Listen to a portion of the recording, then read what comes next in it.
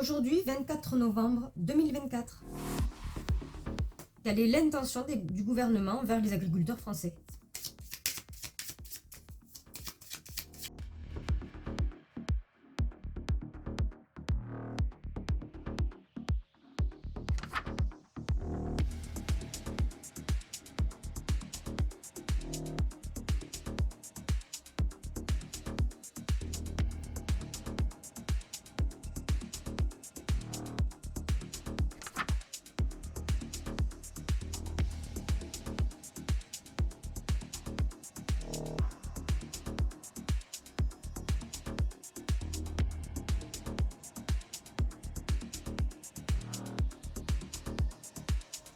Donc, de ce que j'en conclus,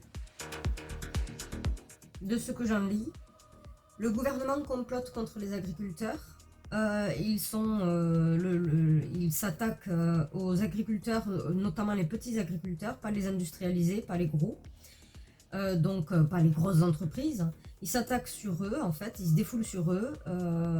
Il n'y a pas que le gouvernement qui est en place pour faire ça, il y a beaucoup d'autres organismes, d'autres pays en question. Pourquoi pas l'Union européenne de toute façon. Donc ils s'attaquent à eux, leur infligent un changement qui sera assez incertain pour les agriculteurs eux-mêmes, donc les fameux petits. Donc ils s'acharnent sur eux, il y a un changement, ils ne sont pas prêts de toute façon à ce changement, il sera assez radical ce changement d'ailleurs, sous prétexte il y a des conflits, pour stopper les conflits, il va falloir faire du commerce avec d'autres pays, donc on va faire provenir la viande d'autres pays, d'autres produits, des matières premières qui viennent d'autres pays que de la France, sous prétextant qu'en fait ce sera pour diminuer les tensions, pour les réduire abondamment et pour éviter des tensions à venir. Ça, ce sera le sujet primordial, donc en gros, du gouvernement. C'est pour cela qu'ils s'attaquent aux petits agriculteurs, qu'il y a en France encore et qui persistent et qui insistent. Parce que passionnés pour beaucoup.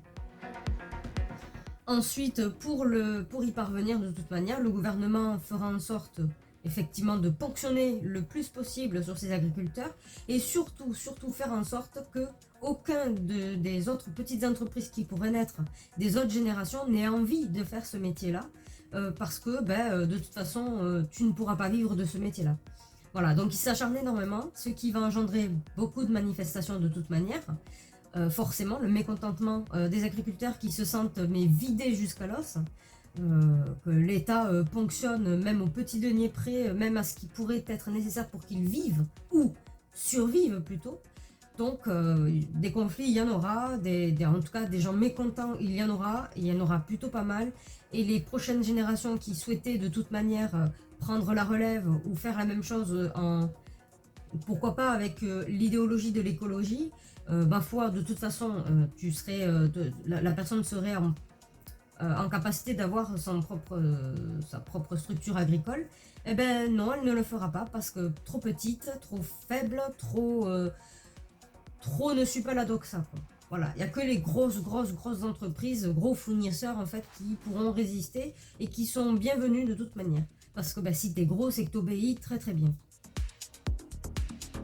Ensuite, il fera en sorte d'ailleurs que ces petites entreprises, le gouvernement fera en sorte que ces petits agriculteurs, qui ne sont pas assez énormes à leurs yeux, aux yeux du gouvernement, soient tentés par un principe que soi-disant c'est pour les sauver, les aider, les faire renaître dans un nouveau système. Alors, je vous donne un exemple. Non, on ne renie pas que tu es un bon agriculteur, aussi petit sois-tu, mais on a un moyen à ce que justement tu puisses vivre de ça, mais selon notre façon. Et ça ne plaît pas aux agriculteurs, mais il est possible que certains ploient le genou face à ça parce que oui, ils veulent survivre et continuer à faire ce qu'ils aiment faire. Et donc, en soi, ce fameux changement, cette fameuse solution clé qui n'est qu'hypocrite et que tentatrice et mensongère plus que sincère, serait effectivement de promouvoir le fait que oui, le gouvernement va réussir, voilà, enfin promouvoir rien du tout, mais en gros, le gouvernement va réussir pour beaucoup de petits agriculteurs qui veulent survivre. Ça va marcher parce que la peur fonctionne.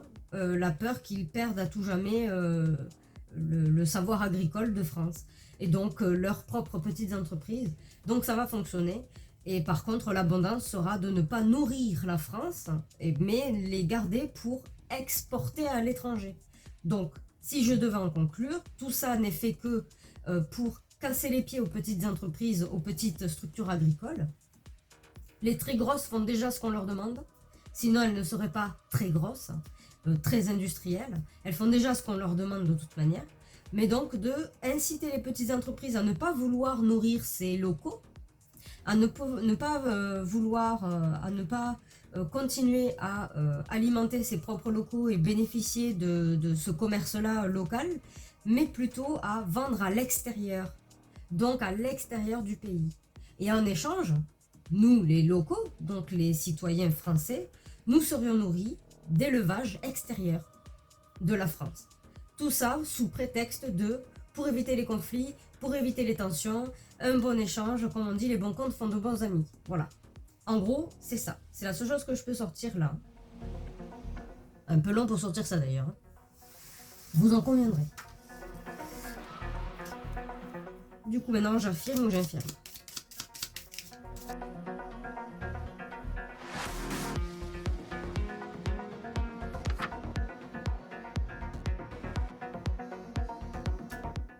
Je change rien à ce que j'ai dit, mis à part que là, oui, effectivement, du coup, je change rien non plus.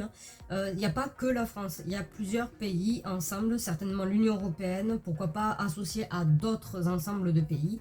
Je ne sais pas pour le détail, mais en tout cas, il n'y a pas que la France qui a décidé de faire ça et qui complote contre les agriculteurs. Forcément, parce que s'il y a un échange d'un pays à un autre sous prétextant de calmer les tensions s'il y en a ou de les éviter s'il y en avait à venir, bah oui, tu le fais avec d'autres pays.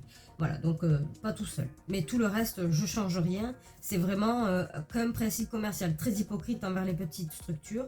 Et évidemment, les petites structures qui veulent vivre demandent aussi l'argent, ce qui est normal parce qu'on est dans une société où pour manger et s'abriter, il faut des chiffres dans la main, que ce soit concret ou virtuel, puisque c'est ce qui est demandé. Donc, pour survivre, ils accepteront toutes les histoires du gouvernement et tout le bordel. Et en gros, ce seraient les citoyens qui seraient les plus lésés dans cette histoire parce qu'ils ne seraient pas alimentés par leur propre pays, mais par l'extérieur. Et c'est les autres pays qui seraient alimentés par les producteurs de la France. Voilà. Tout ça pour de l'argent. Alors si l'argent se mangeait, on serait content, sauf que l'argent, ça ne se mange pas. Voilà.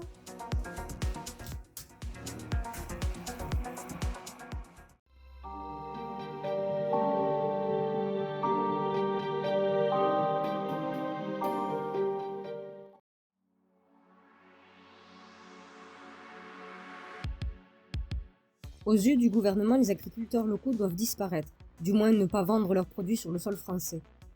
En effet, certains investisseurs ont déjà misé très gros sur de grosses entreprises étrangères ou basées à l'étranger. Pour que cet investissement soit rentable, il faut une production importante. Il semble que des contrats aient été signés avec des producteurs étrangers dont la France achètera les produits pour les importer ici. Concernant les passionnés français de ce métier, l'idée de s'en prendre aux agriculteurs nationaux vise à décourager de futurs passionnés qui ont des rêves et des idées plein la tête. Pour ceux qui résistent, le gouvernement leur proposera un échange séduisant. Cet échange implique une production significative de la part de l'agriculteur passionné, donc pas une petite production, mais bien à l'échelle industrielle, dont les produits seront destinés à l'exportation vers des pays étrangers, ce qui permettrait à ce producteur passionné français de bénéficier d'un salaire intéressant.